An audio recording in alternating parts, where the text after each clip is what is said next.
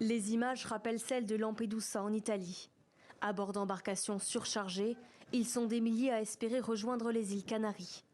Sur cette pirogue, 321 migrants et un immense soulagement à l'approche de la terre ferme. Des arrivées à toute heure de la journée, parfois en pleine nuit. Dans ce port, des sauveteurs de la Croix-Rouge aident ces migrants à débarquer. Certains sont très affaiblis. Sur l'île de Las Palmas, Mohamed est accueilli temporairement dans ce centre d'urgence pour migrants. Il nous montre son bras blessé pendant la traversée. La trajet est longue, mais on a pu supporter. On sait que c'est dangereux, mais c'est juste pour trouver une meilleure vie, changer de vie et tout. Comme lui, ils sont près de 24 000 à avoir débarqué dans l'archipel espagnol depuis le début de l'année. Un quart de ces arrivées se font à El Hierro, une petite île de 11 000 habitants. Le grand problème que nous avons ici à El Hierro, c'est que c'est le dernier port qu'ils ont. S'ils loupent ce port par manque d'essence, parce qu'ils dérivent, parce qu'ils ne savent pas s'orienter, ou parce que les sauveteurs ou les radars ne les détectent pas, c'est fini. Les départs en provenance d'Afrique subsaharienne se sont accélérés ces dernières semaines.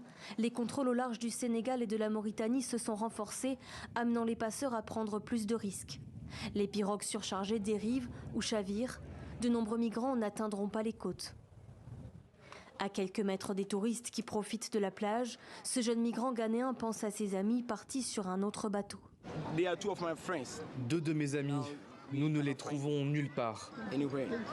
En fait, selon les rapports, ils disent qu'ils ont recensé certaines personnes qui sont mortes dans leur bateau. Donc je crois qu'il fait partie des personnes qui sont mortes. Un nombre de morts qui présente un défi pour les autorités. Dans la morgue de Las Palmas, des corps de migrants décédés cet été ou parfois même l'année dernière. Dans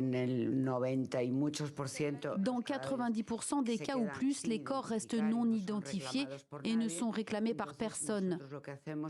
Nous informons donc le tribunal que l'autopsie est terminée et que l'enterrement sera organisé par les pouvoirs publics.